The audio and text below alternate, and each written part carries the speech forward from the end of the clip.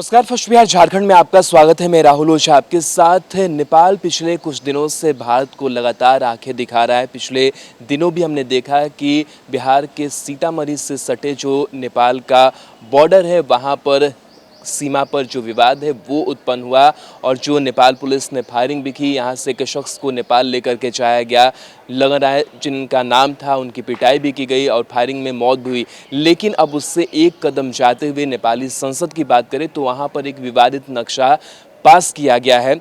उस नक्शे में ये दिखाया गया है कि भारत के कई इलाके जो हैं वो नेपाल के अंदर आते हैं। कहीं ना कहीं इसके बाद से जो विवाद है वो अब बढ़ता हुआ दिखाई दे रहा है। लेकिन स्पष्ट रूप से भारत की बेबसी भी साफ तौर से देखी जा रही, क्योंकि लगातार कई जो सीमा विवाद है उसको सुलझाने की कोशिश लगातार की जा रही है भारत नेपाल के बीच। लेकिन ऐसे में अगर उससे दो कदम आगे जाते हुए भारत को अगर कि कुछ इलाकों को अगर अपने नक्शे में नेपाल दिखाता है तो ये कहीं ना कहीं स्पष्ट होता है कि किस तरीके से जो नेपाल है वो अपना रुख अपनाते हुए, एक कड़ा तेवर अपनाते हुए भारत के विरोध में नजर आ रहा है। आपको बता दें कि 3 जो इलाके हैं भारत के, उस इलाकों को नेपाल ने अपने नक्शे में दर्शाया है और इस प्रस्ताव को मंजूरी भी मिली संसद में। सत्ता पक्ष और विपक्ष दोनों की तरफ से इस नक्शे को लेकर के जो हामी है वो भरी गई है। आपको बता दें कि नेपाली संसद ने नए नक्शे को संविधान संशोधन बिल के तौर पर मंजूरी दे दी है। इसमें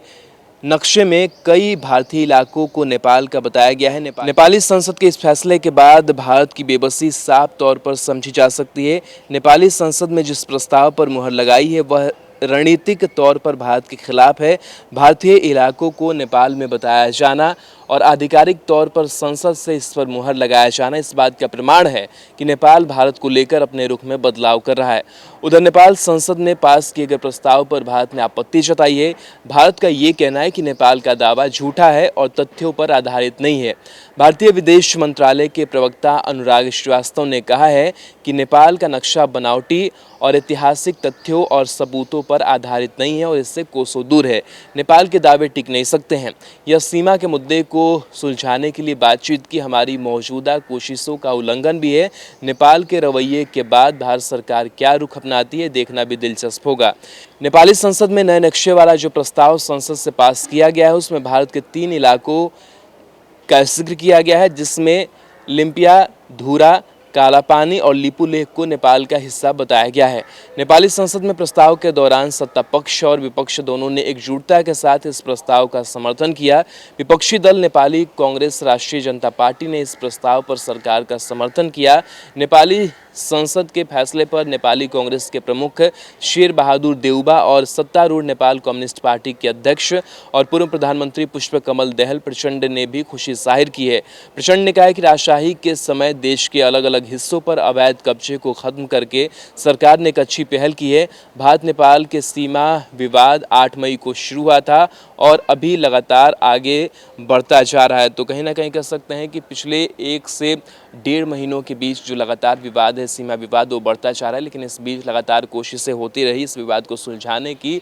लेकिन अब ये देखा गया कि अब भारत के जो 3 इलाके हैं उसको नेपाल ने अपने नक्शे में बता दिया है। यानी कि कहीं ना कहीं अब जो आंख तरेरते हुए नेपाल नजर आ रहा है। लेकिन ये भी अब गौर करने वाली बात होगी कि जो भारत सरकार है वो किस तरीके से इस विवाद को सुलझाता है और किस तरीके से आगे जो कदम है वो भारत सरकार आगे बढ़ाती है।